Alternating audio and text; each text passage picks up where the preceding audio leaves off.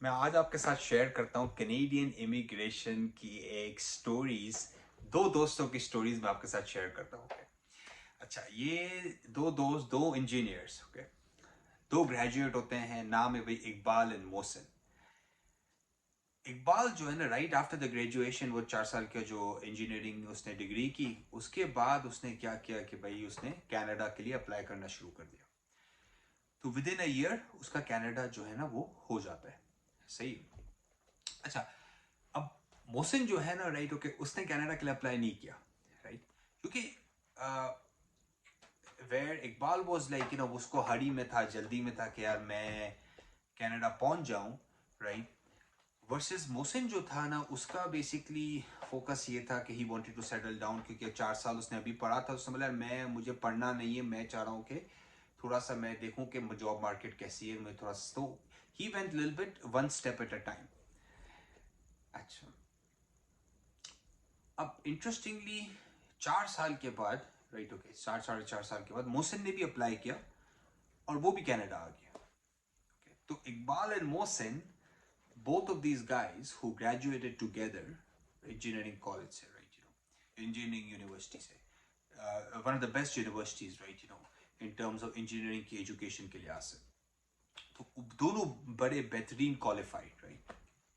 अच्छा, अब दोनों की स्टोरी का आउटकम बड़ा डिफरेंट है, राइट, ओके। इनपुट बड़ा सेम था ना कि भाई दोनों ने एक जगह से, सेम जगह से इंजीनियरिंग डिग्री की, पर आउटकम जो है ना बड़ा इंटरेस्टिंगली चेंज हुआ दोनों का। वो किस तरह है?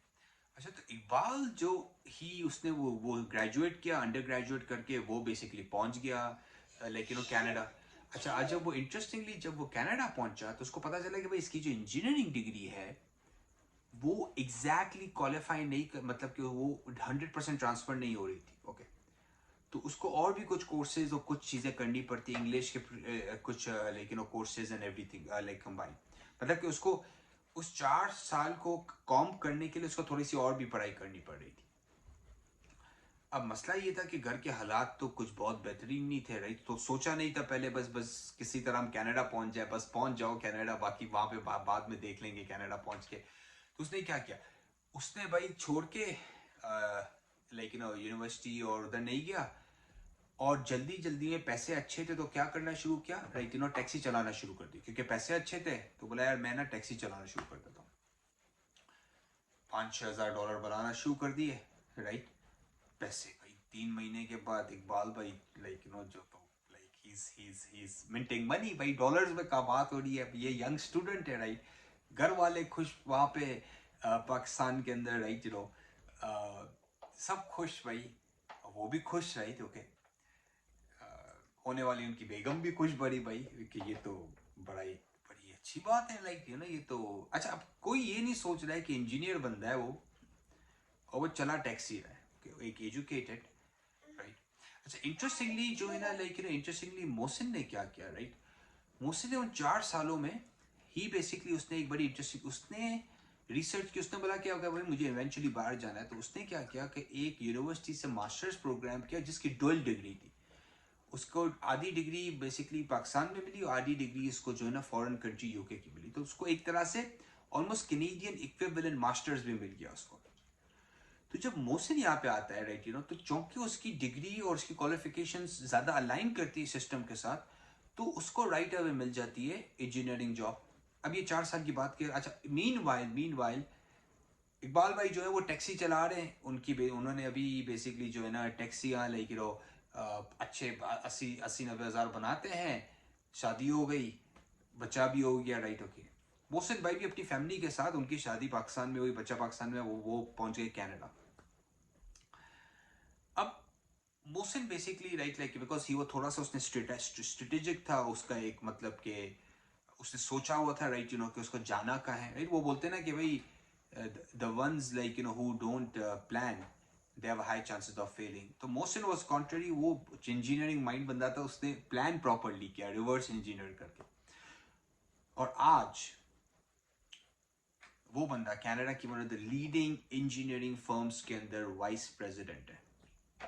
नहीं तो नहीं, उसकी पे होगी 2 मिलियन से 5 मिलियन डॉलर एक साल की इजीली, नहीं। और नॉट जस्ट दैट, अगर जब वो रिटायर होगा वो इतने इतने पैसों के साथ रिटायर होगा कि उसकी 3 आने वाली जो नस्लें होंगी ना वो भी बैठ के जो है ना खाएंगी, मतलब कि क्योंकि he set the course himself, proper strategy, proper planning, proper strategic approach के साथ कनाडा आए।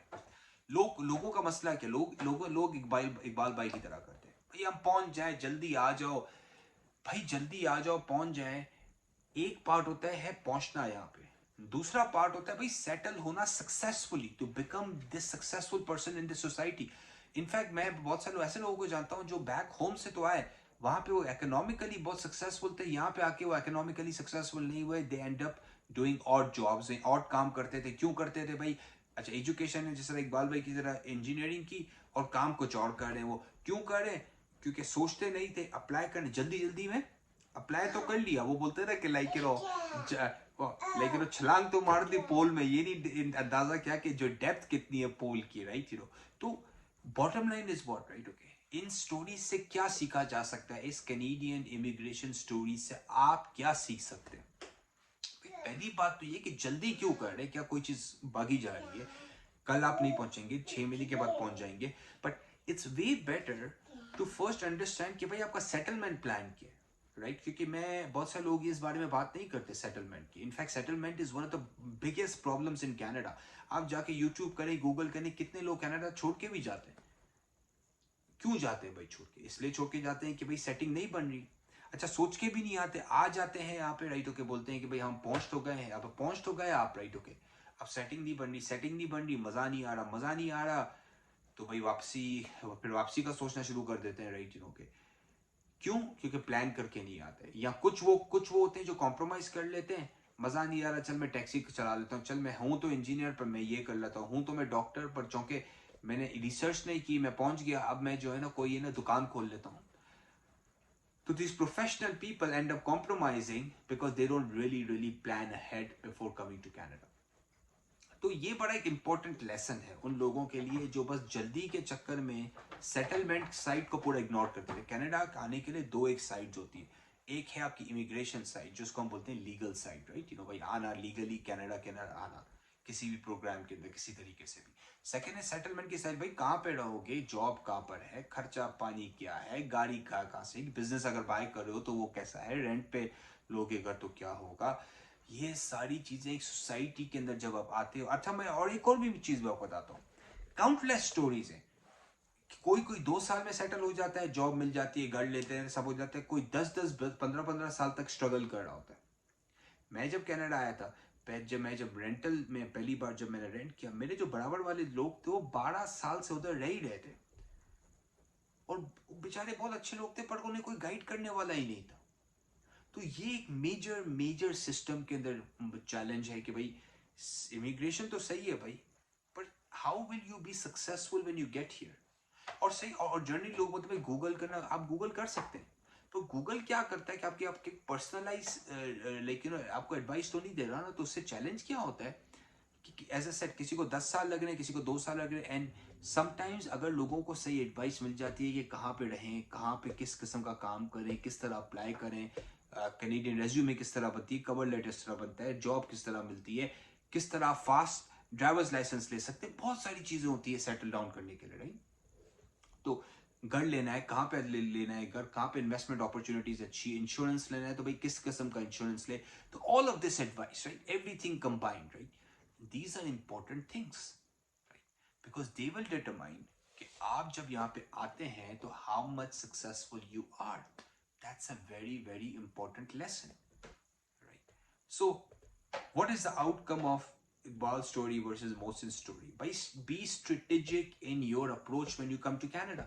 Be strategic, थोड़ा सा सोचे, लॉन्ग टर्म सोचे, शॉर्ट टर्म क्यों सोचते हैं आप? मुझे ये बात समझ में नहीं आती।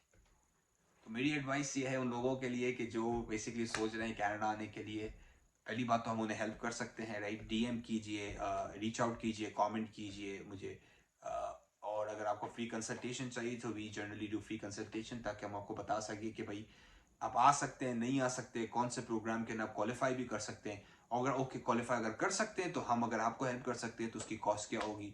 और वन थिंग जो हम लोग एडवाइस देते हैं प्रीडोमिनेटली वो सेटलमेंट के अंदर होती है, किस शहर में जाइए, कहाँ जाइए, कौन सा, क्योंकि पहुंचना तो एक चीज है ना, पर पहुंच के सक्सेसफुल होना इज द मेन गोल ना.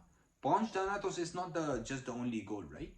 So this is what I will put heavily emphasis on के आज की वीडियो के अंदर, कि कोशिश करें कि सोचें इस तरह से कि आप सक्सेसफुल यहाँ पे किस तरह हो सकते हैं जब आप कनाडा आइए. और उसके around settlement is a major thing, right? Not just immigration, not just getting here. Study पे भी आते हैं भाई. स्टडी के बाद राउट क्या है, किस तरह सक्सेसफुल होंगे, किस तरह एक अच्छी जॉब मिलेगी, किस तरह आप अपनी फैमिली को बुला सकते हैं, और एक प्लान होना चाहिए. तो अगर आप इस तरह की कोई कंपनी ढूंढ रहे हैं जो हमारी तरह सोचती है, जो मैंने आपको समझाया कि प्लान होना चाहिए, एक स्ट्रेटेजिक अप्रोच हो, तो आप हमें कांटेक्ट कीजिए, क्योंकि वी डू कैनेडियन इमिग्रेशन या स्टडी या even fact US immigration study very differently than anyone else, right? हम एक स्ट्रेटेजिक अप्रोच लेते हैं, 10-15 साल का प्लान बना के सोच लेते हैं, तब जाके आप और आपकी family you have the best chances of being successful in this, right? Like कीजिए, शेयर कीजिए, और क्वेश्चन कीजिए, राइट? कमेंट कीजिए. कोई चीज़ अच्छी नहीं लगे तो भी कमेंट कीजिए, right? I will be happy to improve on it.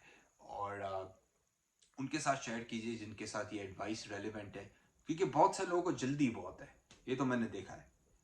ठहरिए जरा, थोड़ा सा ठहर जाइए, right? It's always sometimes is wise to take a step back and then attack, then just attack. सोचना इस बारे में आप. Take care.